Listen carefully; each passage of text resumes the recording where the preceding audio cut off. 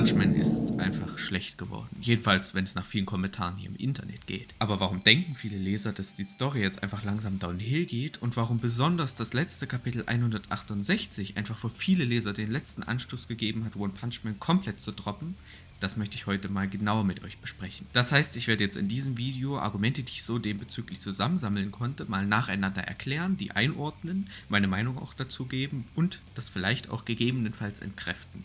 Aber genug labert, springen wir sofort rein. Ich persönlich kann ganz klar sagen, dass ich den Manga sowie als auch den Webcomic einfach klasse finde und ich von beiden Storys eigentlich so gut wie jede Seite liebe. Also von meiner Warte kann ich jetzt nicht irgendwie sagen, dass es super scheiße geworden ist. Aber ich habe durchaus auch einige Problemchen mit der Story. Ich würde mich jetzt ganz sicher nicht zu den elitären Kriegskämpfern der Webcomic-Front zählen, doch hat mir der Aufbau vom Endkampf zwischen Saitama und Garo, jedenfalls der Anfang im Webcomic, etwas besser gefallen.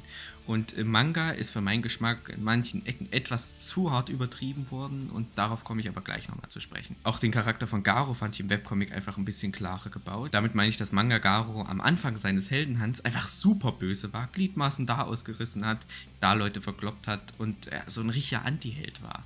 Und kurz bevor er dann gegen Saitama gekämpft hat, dort teamt er dann auf einmal mit Metalbad, diskutiert mit ihm rum, rettet irgendwelche fremden Passanten. Das ist mir schon auch damals recht negativ aufgefallen.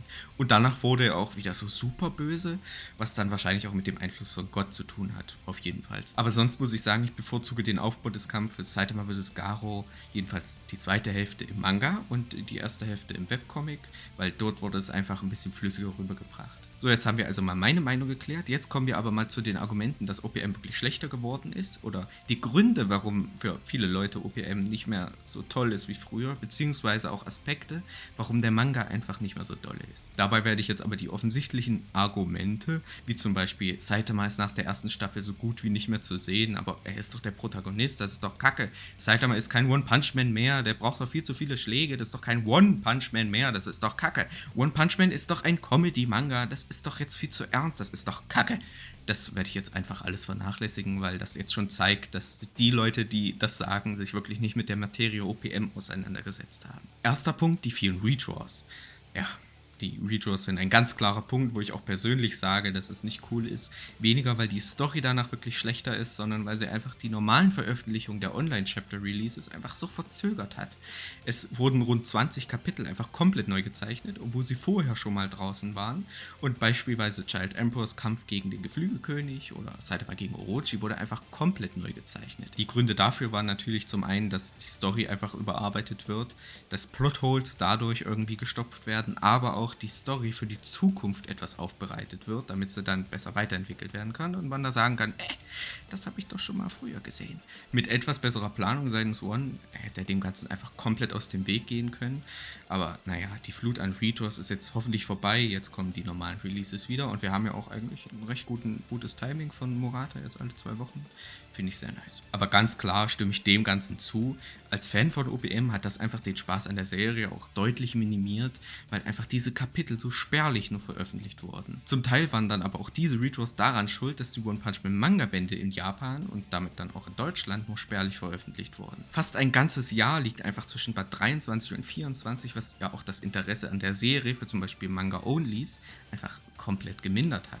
Dieses Argument bekommt also auch meine Zustimmung. Und weil solange die Veröffentlichung der OPM-Manga-Bände zum Stopp gekommen ist, ist es dadurch auch höchstwahrscheinlich, dass der Veröffentlichungszeitpunkt von zum Beispiel Staffel 3 einfach nach hinten verschoben wurde. Der Anime adaptiert ja auch nur das, was vorher als Buchform in Japan erschienen ist, weshalb einfach eine einjährige Wartezeit mit Sicherheit riesigen Einfluss auf den Anime gehabt hat und der dadurch verschoben wurde. Aber wenn wir jetzt schon bei Anime sind, muss ich ganz klar auch noch Staffel 2 ansprechen. Der Anime, besonders im Vergleich Staffel 1 zu Staffel 2, bei dem ja auch wirklich viele Fans sehr verärgert waren, ist auch mit daran schuld, dass viele OPM einfach nicht mehr verfolgen. Auf das heftige Downgrade von OPM Staffel 1 zu Staffel 2 gehe ich aber jetzt nicht nochmal direkt da ein. Es sei nur so viel gesagt, dass ich den Missmut auch wirklich verstehen kann. Ich persönlich fand Staffel 2 gar nicht so schlecht. Mir hat es so gut gefallen, aber doch wenn man wirklich nur das Beste gewohnt ist, und ich rede ja wirklich vom Besten, des Besten, was Anime zu bieten hat, dann tut das schon richtig weh, wenn man auf einmal sowas serviert kriegt. Das bedeutet, dem stimme ich auch zum Teil zu. Aber jetzt kommen wir mal zu einem spezifischeren Problem, was besonders viele Leute mit dem Manga haben, und das sind die sinnlos gestreckten Kämpfe vor dem Kampf Saitama vs. Garou. Genauer meine ich damit Monster wie zum Beispiel Psychos Orochi, Sage Centipede oder auch Evil Natural Ocean, und ich persönlich kann diesen Zusammenhang mit Psychos Orochi nicht so ganz nachvollziehen, da sie die Story doch durchaus sinnvoll irgendwie auf eine Art und Weise weitergebracht hat. Wir bekamen durch sie beispielsweise einen weiteren Blick auf Gott als Jupiter. Genauso wurde wegen ihr auch die Monstervereinigungsbasis einfach aus dem Boden gerissen und sie hat die Helden dazu gebracht, einfach zusammenzuarbeiten. Deshalb finde ich die Psychos Orochi-Fusion eine gar nicht so schlechte Veränderung im Vergleich zum Webcomic. Da gab es die Fusion, genauso wie Orochi, nämlich überhaupt nicht. Wo ich aber doch zustimmen kann, sind die beiden göttlichen Verkörperungen, also Sage Centipede, besser bekannt als Tausendfüßler Nummer 4, und Evil Natural Ocean, denn die beiden, die haben eigentlich nicht wirklich irgendwas für die Story getan. Man könnte beide einfach sofort entfernen und man hätte einfach 3 Kapitel früher mit dem Kampf Garou vs. Saitama anfangen können. Dem stimme ich also zu, die Viecher waren unnötig, aber mordscool, verschlechtert hat es den Manga auf keinen Fall, aber ein bisschen unnötig verlängert doch. Und wo wir schon bei Saitama vs. Garou sind, können wir einfach auch da gleich weitermachen. Es ist einfach einer der meistdiskutiertesten Kämpfe in One Punch Man. Ich habe euch ja bereits meine Meinung dazu gesagt und auch viele teilen tatsächlich diese Auffassung.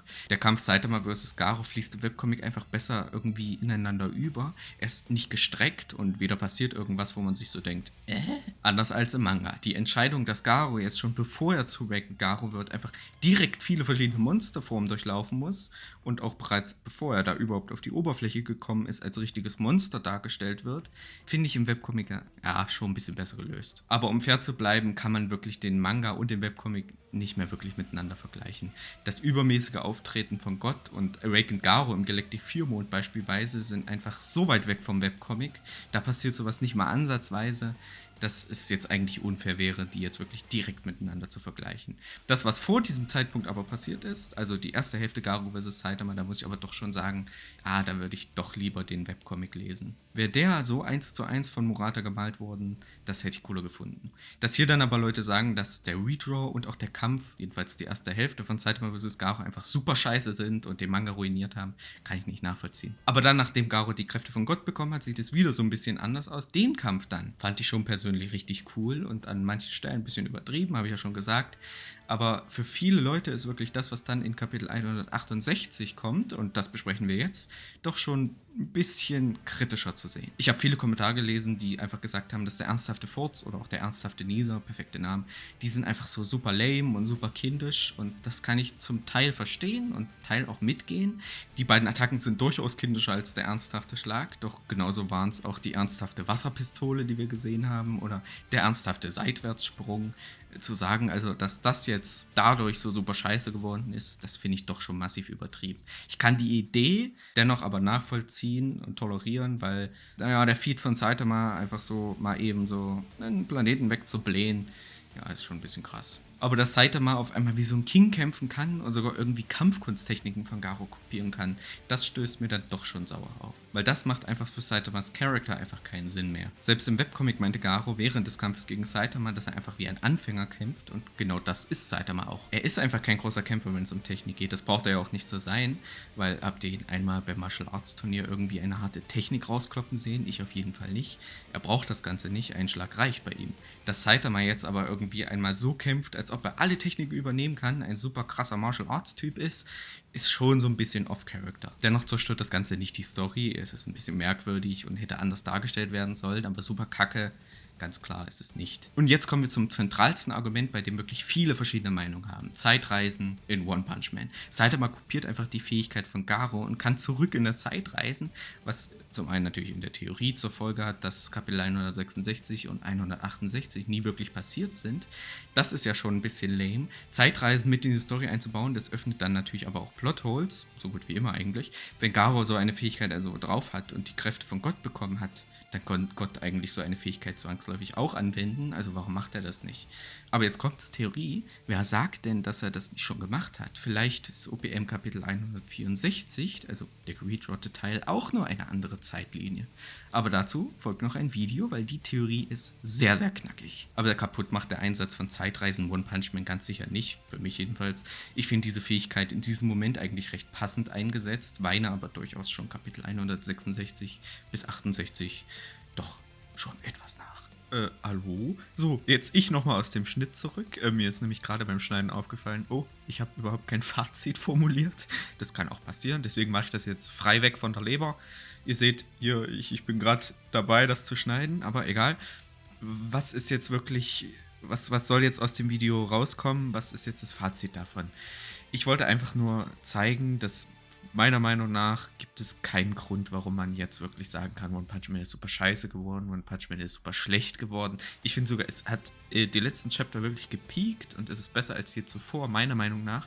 Jeder kann logischerweise seine eigene Meinung haben und das auf seinen eigenen Kriterien basierend dann irgendwie werten. Aber für mich selber, und das sollte jetzt rauskommen, ich glaube, habe ich jetzt oft genug gesagt, ich liebe One Punch Man und das Video sollte das zeigen, dass die meisten Argumente für mich auf jeden Fall keine Daseinsberechtigung haben, keinen Sinn machen.